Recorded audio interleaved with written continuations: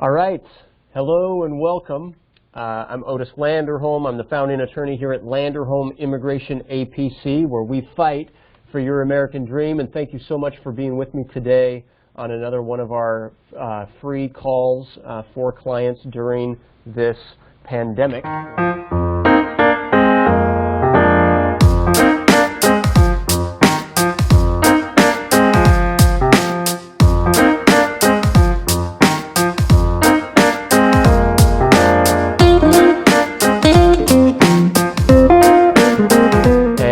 Thank you so much for being with me, and thanks to those of you who are with us week on week during this pandemic. And so this is, it's May 13th, Wednesday, May 13th. This is our 8th weekly call, and I do really appreciate your joining us, and I appreciate finding this opportunity to build community even during a time when many of us are feeling isolated. All right? So the way this works, it's 10 a.m. We're starting this for our call in English, and then at 10:30 we'll be doing the same call but in Spanish. All right? To start, I'll do my coronavirus update, and then I'll share a few other updates, and then we'll get into my philosophy about life, and then we'll open it up as we always do for Q&A. All right, so let's get right into it. As far as the coronavirus update, so I'm recording this on May 13th of 2020, and as of yesterday on the Center for Disease Control and Prevention of the United States, it listed a total number of COVID-19 cases since the beginning of the outbreak at 1,342,594 in the United States, with a total death count contributed from the virus at 80,820 deaths. All right? And so this is a virus. It is continuing to spread. Our hearts, as they do every week, go out to the people who have been personally affected by this virus. One thing, I always like to share something of good news and to find and look for the good news amidst this, because it can be challenging. On the news, there's a lot of fear, and there's a lot of anxiety that's spread on the news. But one thing I found on Forbes magazine yesterday as I was preparing for this is that is something cool. In Spain, which Spain has been a country that has been harshly impacted, I'll say, by the coronavirus. But one thing that was good news is that Spain's oldest woman, elderly woman at the age of 113 years old, survived the coronavirus. And I thought that was a cool fact that I wanted to share with everyone. But that, of course, does not undermine the almost 27,000 people who have died of COVID-19 in the country of Spain. And it doesn't undermine the 80,000 that have died here in the United States. But still, it's good to know that there are a lot of survivors out there, and at the end of the day, this human race that you and I are all a part of is going to survive this thing. So zero doubt about that. All right. As far as immigration updates, there haven't been many changes to that since last week. Immigration courts are closed through May 29th. Detained cases are still moving forward, but there is pressure mounting to get detainees out of detention. And our office actually had a big win yesterday. We got one of our detained clients out of immigration detention, so congratulations to that family. I don't know if you're listening to our call, but really big congratulations, and we were very excited to have you be released from detention in the midst of this. All right, as far as USCIS goes, USCIS offices are closed for in-person services through June 3rd, all right, as of today's recording, and you know, they are still continuing to process applications, and so we are still getting green cards approved and other notices from the government as they continue to process the applications that we're submitting. So we know that they are still operational internally, but they are on reduced hours and they are not doing in-person services. So it's important to be aware of that. All right. The shelter-in-place order here in the Bay Area is extended through the end of May. And so continue to shelter in place. They are asking everyone to wear masks if you enter essential businesses and services, and so just be aware of that. I'm also inviting everyone who's our client at least, to join our Facebook group, and I announced this last week also. So please do check your emails. We've sent out an email invitation to everyone to join our Facebook group. And this is for clients only, so you do have to be a client of our firm, and it is a private Facebook group. But please do join us there. It's good to collaborate, share ideas, and you know, and keep the conversation forward, build community during this time. All right. Another thing I want everybody to be aware of is our office is offering free consultations, and it's really for the first time ever. We haven't had free full consultations in our firm in a long time, and so I'm really happy to be able to do that during this time.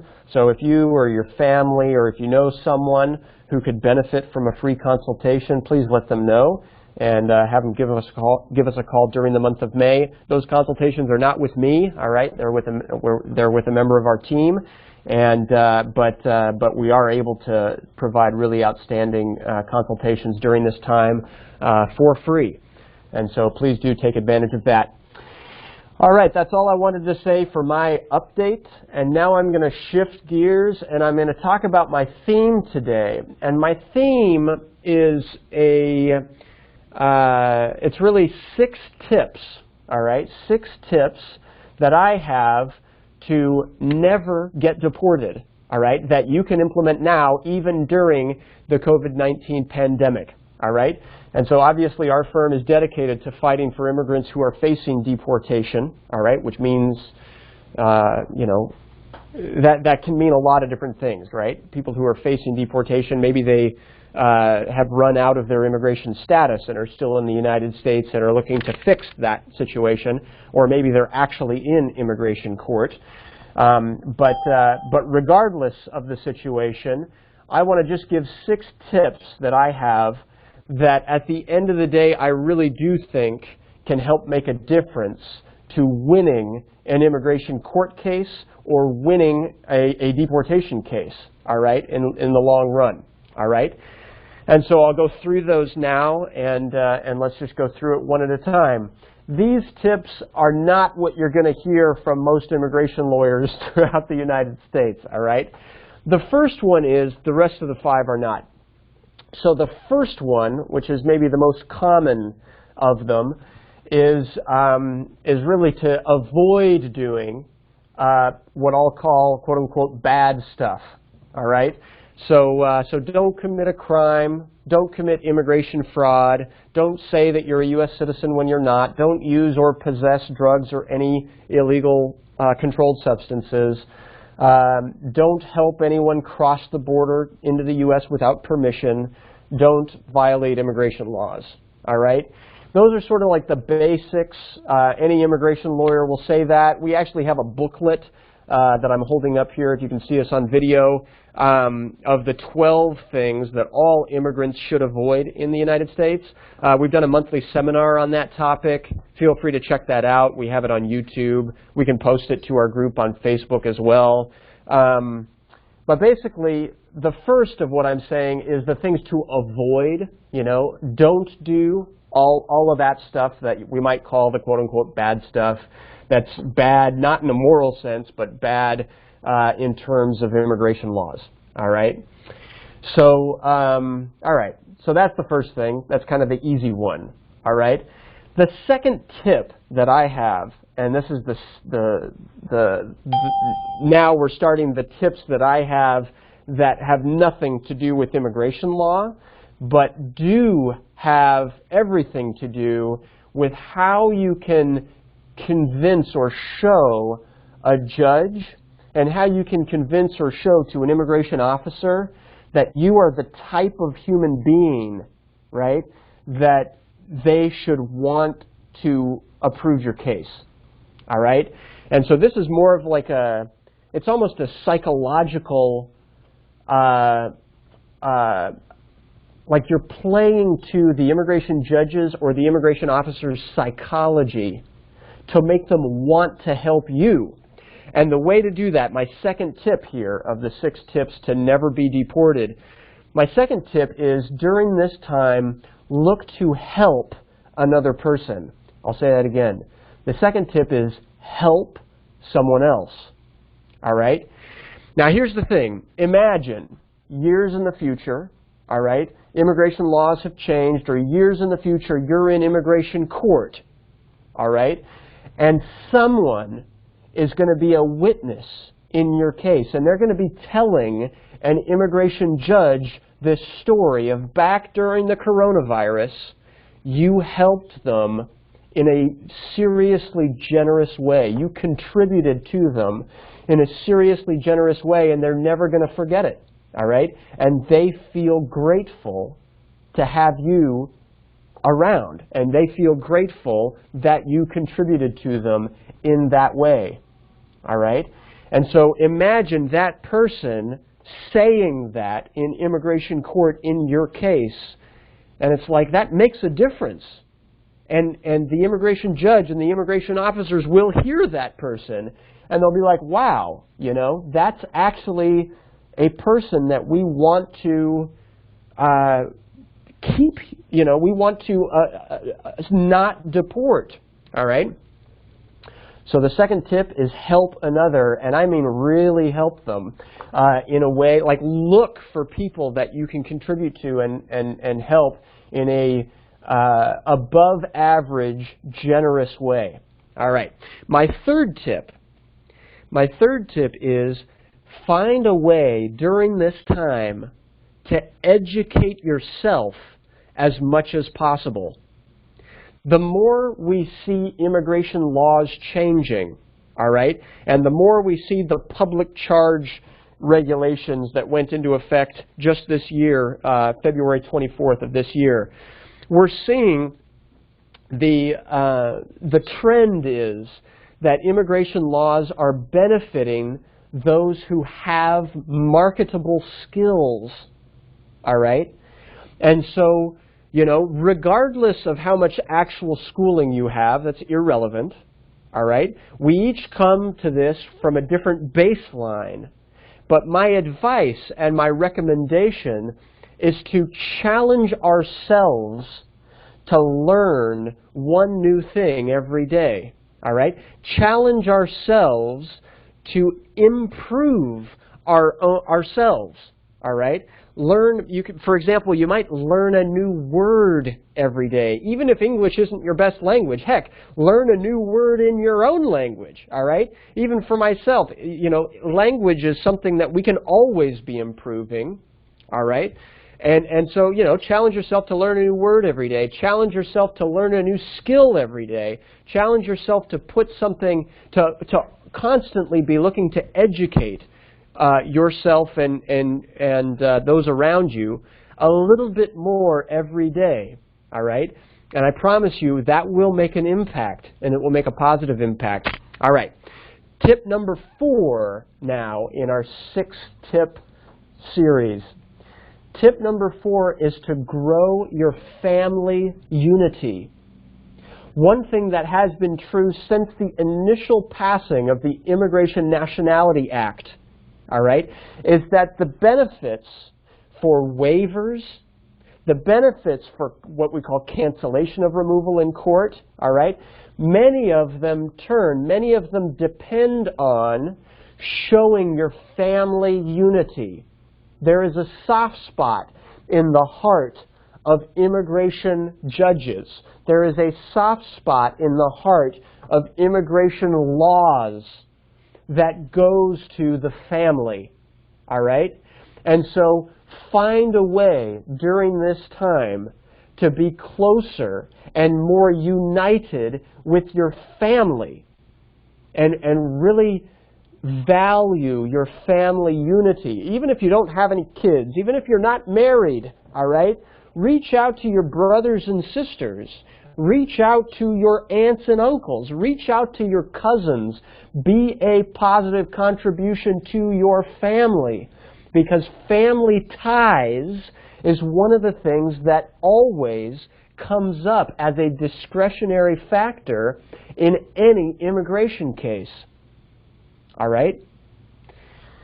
All right, number 5, going through this. Number 5 is to be an outstanding employee. All right? If you are an employee, and I know many of our clients are, right? Look, at the end of the day, everybody is a good employee. All right? Everybody is a good employee. If you weren't a good employee, you wouldn't be an employee, period. If you weren't a good employee, you're going to lose your job. All right? And so the challenge is not to just be a good employee. All right? When you're at work 10 years from now, you want your boss to remember you over and above the other people that worked with that person, all right? So that your boss can be on a witness stand in a case and say, you know, you weren't just average, you weren't just good, heck, you weren't even just great or even just quote-unquote excellent. You were outstanding. You stood out among all of the people that have worked for that person. You were such a contribution. You made such an enormous difference. All right? And now how do we do that? How do you make somebody remember who you are, and so that you stood out in their mind 10 years from now? All right? How do you do that? I mean, if something needs to be done, do it, and do it with like the best attitude ever. Do it and show, you know, if you need to be at a certain place, show up 10 minutes early to that place.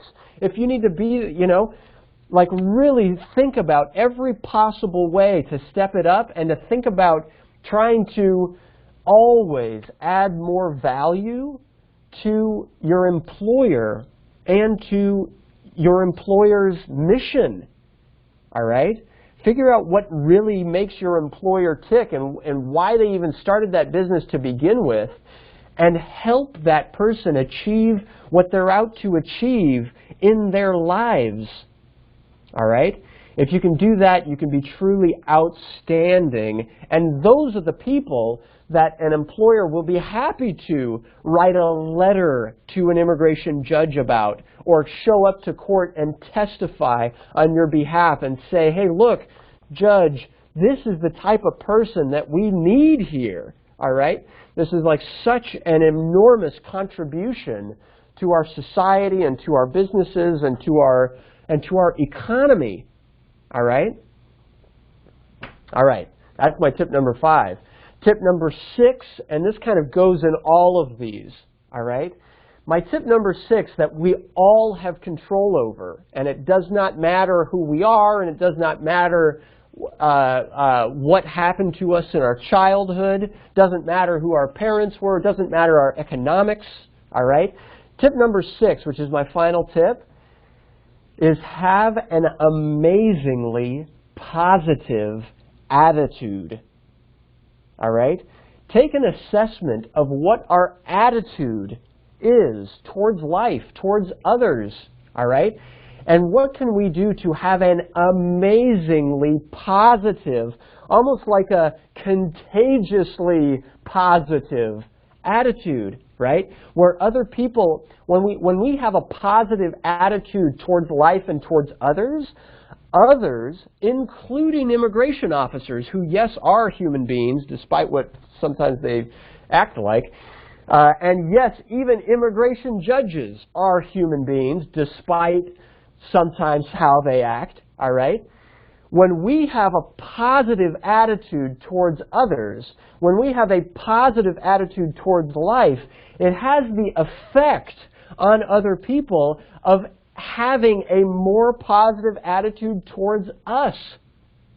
And it's like if we can become the master of our own attitude and really be incredibly positive and look for always being this beacon of positivity and hope for other people, it will have a positive effect on us also in the future.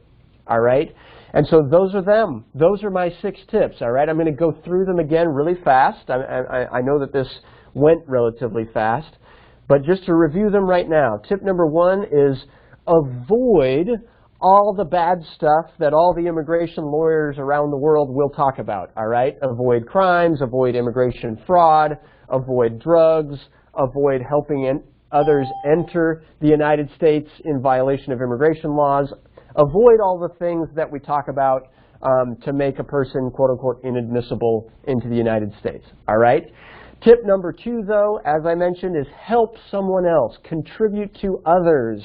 And during this time, we can all be helping other individuals. All right? Tip number 3 is to educate ourselves as much as possible. All right? Always look for ways to learn something new every single day. Challenge ourselves to continue to educate ourselves. Tip number 4, grow our family unity. Be closer and more united with our families. Tip number 5, be a not average, not great, not even excellent, but a truly outstanding, be an outstanding, like best of the best employee. So you're contributing more than ever to your job, all right? And tip number 6 is have an amazingly, contagiously, remarkably positive attitude, all right? If you can do all of those things, you will be an unforgettable contribution, all right? And your contribution will not be overlooked in your immigration case. And in my opinion, those are the ways to have it be the case that an immigration judge and immigration officers will not want to deport you. All right? Now, obviously, it's true that some people might be doing all of those things and might still get deported. All right? And so that is true. I mean, there are religious pastors. There are people who are enormous contributions who, at the end of the day, still get deported. All right? Maybe they had a bad judge, or maybe the laws were simply against them. All right? Whatever happened in the past. But those people will have the best case for getting back in, and yes, there are waivers even after a deportation. All right? And so I do want everybody to remember that, sometimes we can lose a battle and still win the war, all right? And the truth is I want every one of my clients to be setting themselves up for, even if we lose a battle or 2 or 3 or 4 throughout an immigration process and throughout an immigration struggle, there is always hope, all right, for being able to bring somebody back, or for being able to eventually win the war against immigration to get somebody, here with their loved ones and with their families. And the way to do that is to follow these 6 tips. All right? I really hope this was helpful. I really appreciate your being here. And so now we're going to open this up for Q&A. To ask a question, please hit *6. So to ask a question, please hit *6. And if you don't have a question, that's fine. Please hit *6 anyway, and answer me this. Answer me which of these things resonated with you the most, and which one are you going to take action on? All right. And so yeah, let's do this. Christy, do we have any questions? We do. Phone number ending in 7378. All right, 7378. Hello, good morning. Hi, good morning. My name is Kevin. So Kevin, all right. So my question maybe now is actually related to this question. I'm just asking that the immigration asked for more evidence for my marriage to remove I-751, Yes. and then they received on all the papers on March 20th. So now it's almost like 2 months. So I just if I check online the case status, just like, oh, my case is in process, but is there another way to see more details? Like, what's the process now? Where is the process now for my case? Good question, and thank you for asking that. Are you so you had a request for additional evidence? Is that right? Yeah, they asked additional evidence of the marriage, and they received whatever extra evidence like through you guys. I submitted the paper. They received it on March 20th. Okay, very good, very good. Okay, good. So if our office has already responded to that request for additional evidence, then it is back in process. All right. Then it's back in process, and now we're just going to wait for the final decision. So there's nothing. So I don't know. Just from your experience, do you know like nobody takes how much time? Because now it's almost 2 months since they received all the additional papers. Yeah. It's hard to say with I-751 cases, but give it more than just 2 months. We've seen I-751 cases that take a year after the interview to make a decision. And actually, I have one I-751 case that's literally been open in our office for 4 years. All right, but we have others that are adjudicated in 3 to 5 months. Also, so it's a hard. I wish that the government were better about really sticking to their own processing times, but the government, I'm sorry, they're not good at sticking to their own stated processing times. But don't worry, all right, because you've submitted a response, and so your case is on track, and it's in the right hands, and immigration is still processing these. Basically, the only reason that it would take a super long time is if they transfer it to what they call the fraud unit, all right? Sometimes with the I-751 application, there's a suspicion, right, that there was marriage fraud. And when it goes to the fraud unit, then it ends up taking a super long time. But hopefully, that won't be the case in your situation. And yeah, hopefully it'll just be adjudicated here in the next 3 to 5 months or so.